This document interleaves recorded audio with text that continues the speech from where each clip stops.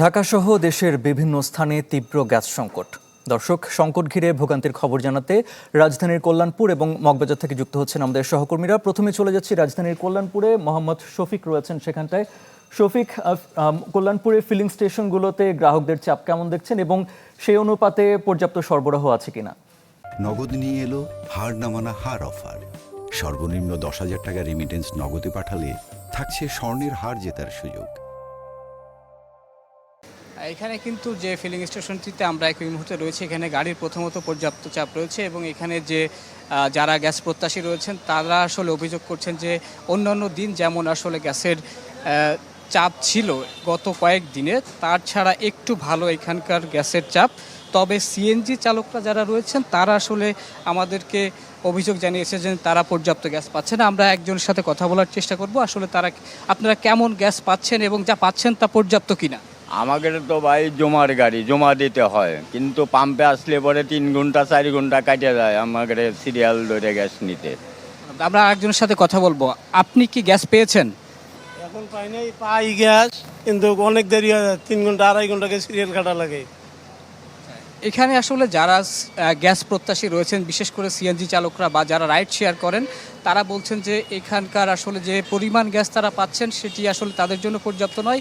আমরা রাজধানীর তেজগাঁও অঞ্চলে কয়েকটি পাম্প ঘুরেছি, গতকাল দেখেছি সেই পাম্পগুলো কিন্তু বন্ধ ছিল এবং সেখানে কোনো ধরনের গ্যাস দেওয়া হচ্ছিল না। তবে আজকে কিন্তু চিত্রটা কিছুটা বদলেছে, অর্থাৎ সেখানে আসলে গ্যাস তারা দিচ্ছেন, যদিও চাপ কম। তবে সব কিছু মিলিয়ে আসলে ঢাকা শহরের এই যে একটি অস্থিতিশীল পরিবেশ তৈরি হয়েছে, বিশেষ করে যারা এই গ্যাসের উপর নির্ভরশীল তারা বলছেন যে দ্রুত কিভাবে সম্ভব এই যে সমস্যাটি সেটি সমাধান করা যায় সেদিকে কিন্তু মনোযোগ দেওয়ার কথা তারা জানিয়েছেন আমাদেরকে।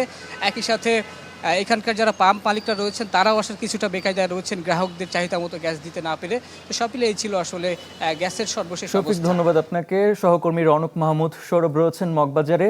সৌরভ, ফিলিং স্টেশনের কথা শুনছিলাম, এই সংকট ঘিরে খাবারের দোকান, রেস্টুরেন্ট এবং হোটেলগুলোর কি পরিস্থিতি?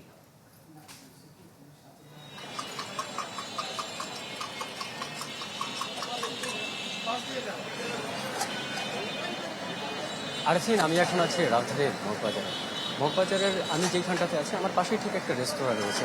আমি এই রেস্তোরাঁর মালিকের সাথে কথা বলেছি। তারা আমাদেরকে যেটি জানিয়েছেন যে রাজধানীতে সারা দেশে কয়েকদিন ধরেই চলছে কিন্তু গ্যাসের একটি তীব্র সংকট। আর এই সংকট শুধু বাসাবাড়িতে নয়, পড়েছে রাজধানীর রেস্তোরাঁগুলোতেও।